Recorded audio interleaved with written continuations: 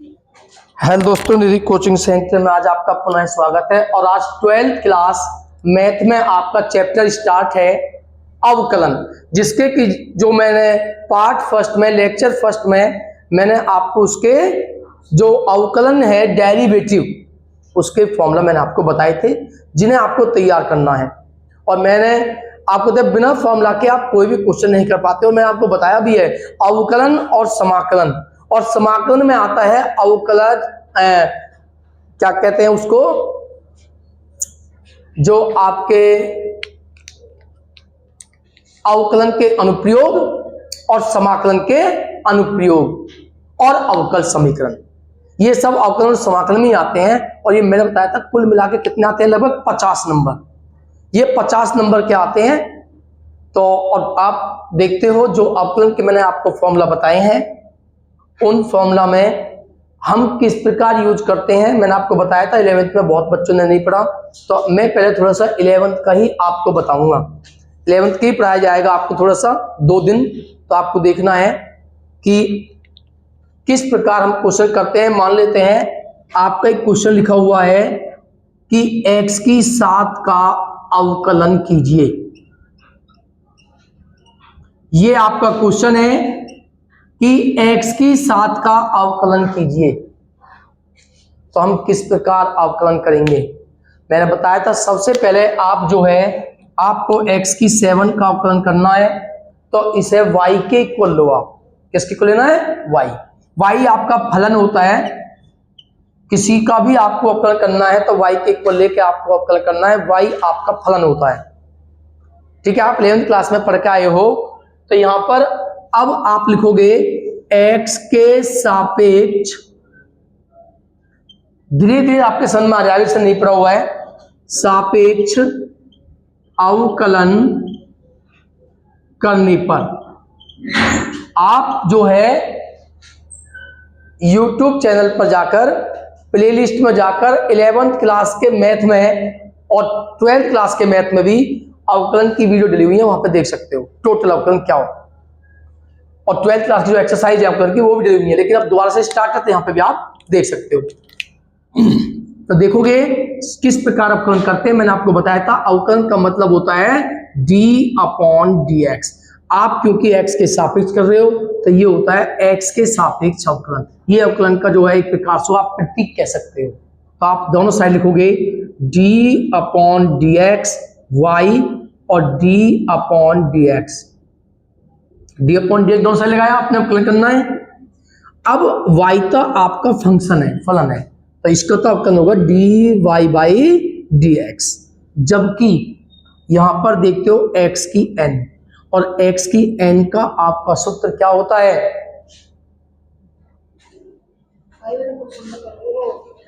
बता रही हूं ना, क्या होता है, n x की n-1। क्या होता है इसका, x की n का अवकलन, इन्हें याद करना। तो x की n होता है जो पावर होती है, घात होती है, वो आगे आ जाती है और उस पावर में से आप जो है 1 माइनस करते हो।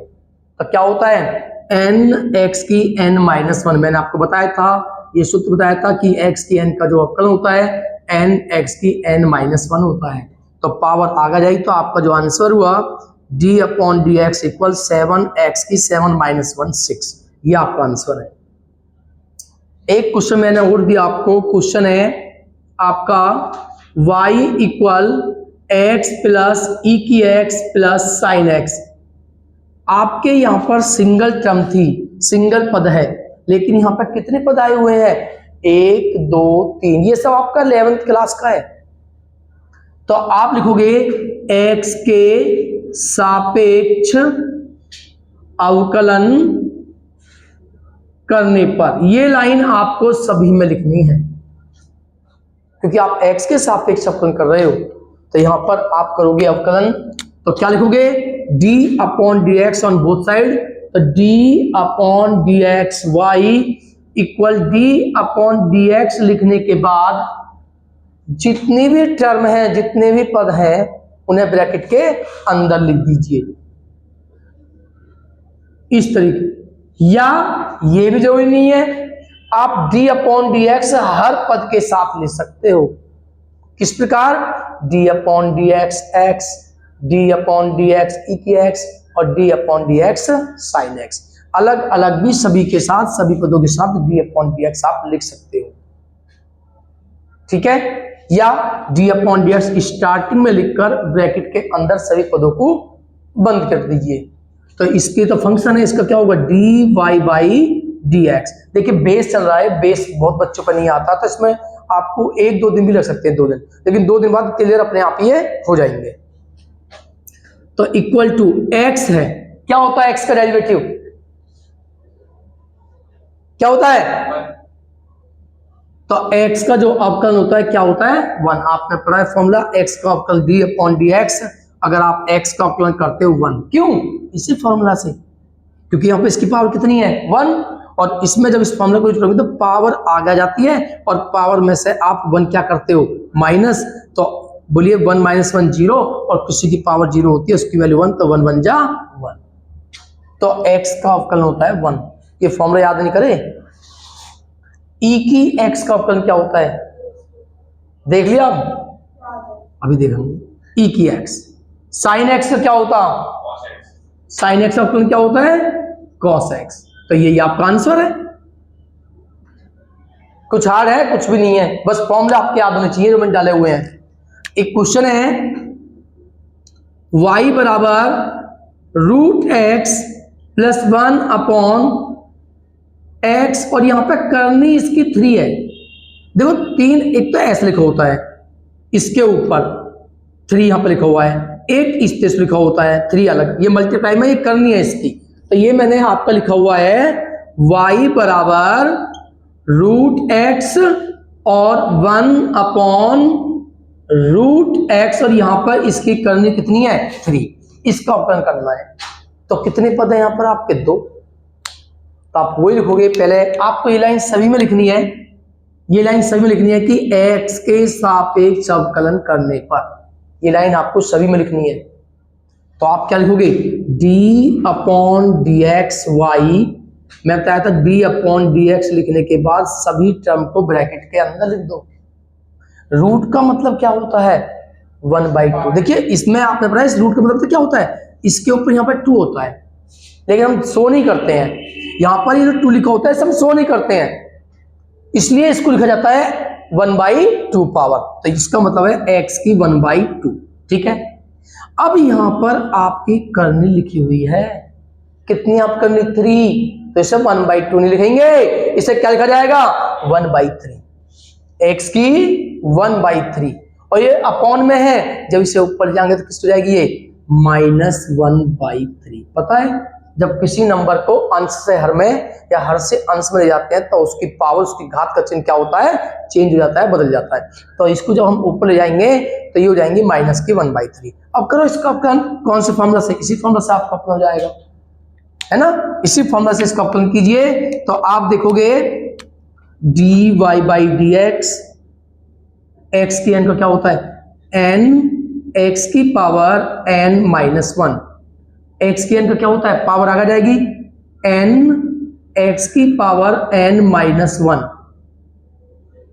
तो dy/dx 1/2, इसमें आप 2 एकम 2, इसमें से -2, तो माइनस के कितने बचेंगे? 1/2। माइनस प्लस -1/3, इसमें आप एलसीएम लोगे तो 3 और 1 -4/3। तो ये आपका आंसर है, ये आपका अवकलन है। इसके बाद इसके कुछ रूल बताए थे मैंने आपको। तो अब आपने 11th क्लास में पढ़े हैं कि 2 रूल होते हैं इसमें, अवकलन जब आप करते हो 2 रूल होते हैं। एक तो होता है आपका यदि गुणनफल है, क्या है? गुणनफल है। तो 2 फलन यदि गुणनफल में है तो आप उसका अवकलन कैसे करते हो? आप 10th में पढ़ के आए थे। मान लीजिए एक फंक्शन है y और इसमें 2 है f1x और f2x, ये 2 फलन है आपके। इसमें भी आपका x है और इसमें भी आपका x है, दोनों मल्टीप्लाई में है। तो इसका क्या रूल होता है? कैसे हम अवकलन करेंगे? जब x दो जगह मल्टीप्लाई में हो तो एक को लेते हैं फर्स्ट और एक को लेते हैं सेकंड, और इसका अवकलन होगा dy ओवर dx। फर्स्ट को आप ऐसे ही लिखना है और d अपॉन dx आपको करना है सेकंड वाले का, प्लस सेकंड को आपको ऐसे ही रखना है और अवकलन करना है d अपॉन dx करना है फर्स्ट का। ये इसका फॉर्मूला होता है। जैसे कि क्वेश्चन लेते हैं, आपके पास है y बराबर x e की x, हमें इसका अवकलन करना है। तो आप क्या देखते हो, इसमें भी x है और इसमें भी x है, और दोनों कौन सी स्टेट में है, मल्टीप्लाई की स्टेट में है। तो क्या करोगे, लिखोगे x के सापेक्ष अवकलन, तो एक को फर्स्ट लेना है और एक को क्या लेना है, आपको सेकंड लेना है। ठीक है, तो क्या सूत्र है, d अपॉन dx y, क्या फॉर्मूला है, फर्स्ट d अपॉन dx करोगे सेकंड, प्लस सेकंड और d अपॉन dx आप करोगे फर्स्ट, तो dy over dx x e की x का आपको अवकलन करना है, x का नहीं, ओनली e की x का, और e की x का अवकलन क्या होता है, e की x प्लस e की x का अवकलन क्या होता है 1। तो यही आपका फॉर्मूला, यही आपका आंसर है। आप इसमें कॉमन भी ले सकते हो, तो क्या कॉमन है, e की x कॉमन लेने के बाद आपका होगा x प्लस 1, ये आपका आंसर है। तो यदि दो फलन आपके मल्टीप्लाई की स्टेट में है, गुणा की अवस्था में है, तो आप जो है इस तरह से क्वेश्चन कर सकते हो। लेकिन इसी प्रकार दूसरा है, यदि कौन सी है, डिवाइड, अगर डिवाइड फॉर्म में है, अंश बटे हर की फॉर्म में है,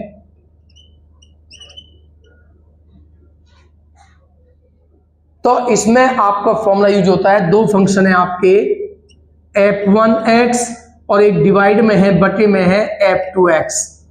इस तरह से आपके दो फलन हैं, इसमें भी आपका x है और इसमें भी आपका x है, दोनों में x है, दोनों भाग के रूप में है, दोनों बटे में अंश हर के रूप में है। तो आपको क्या करना होता है, आप जानते हो, ऊपर वाले को अंश लेते हैं और नीचे वाले को हर। तो इसका फॉर्मूला होता है, हर को आप ऐसा ही लिखते हो और अवकलन करते हो d अपॉन dx करते हो अंश का, माइनस अंश को आप ऐसा ही लिखते हो और d अपॉन dx आप करते हो हर, अपॉन में आता है हर का वर्ग। ये इसका फॉर्मूला है, ये इसका फॉर्मूला है आपका। तो इस प्रकार आप एक एग्जांपल लेते हैं,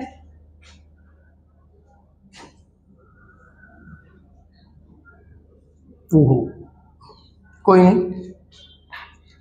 इस पर एक एग्जांपल लेते हैं, y बराबर आपका लिखा हुआ है x अपॉन साइन x, इसका आपको अवकलन करना है।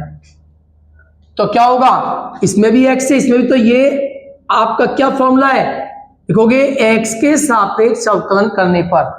तो आपका फॉर्मूला क्या होता है, बोलिए, हर में क्या है, साइन x, अवकलन करना है d अपॉन dx करना है आपको अंश, और अंश में क्या है यहाँ पर x, आपको x का अवकलन करना है, माइनस अंश को लिखना है, अंश में x और d अपॉन dx करोगे आप हर यानी कि साइन x, और अपॉन में क्या होता है, हर का स्क्वायर, यानी कि जो हर है साइन x, इसका आपको वर्क करना है।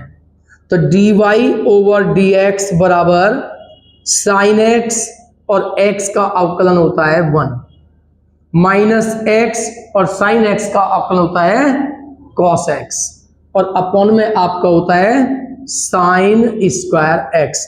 तो dy ओवर dx की वैल्यू आपकी आती है sine x minus x cos x, और अपॉन में आपका आता है साइन स्क्वायर x। ये आपका अवकलन है। तो इसके जो नेक्स्ट क्वेश्चन है वो हम नेक्स्ट वीडियो में देखेंगे, और जो 12th क्लास की जो आपकी एक्सरसाइज है उसे हम जो है स्टार्ट करेंगे। तो तब तक आप जो आपके क्वेश्चन है इन्हें तैयार करें और इसके जो फॉर्मूला उन्हें तैयार करें। वीडियो को लाइक करें और चैनल को सब्सक्राइब करें। धन्यवाद।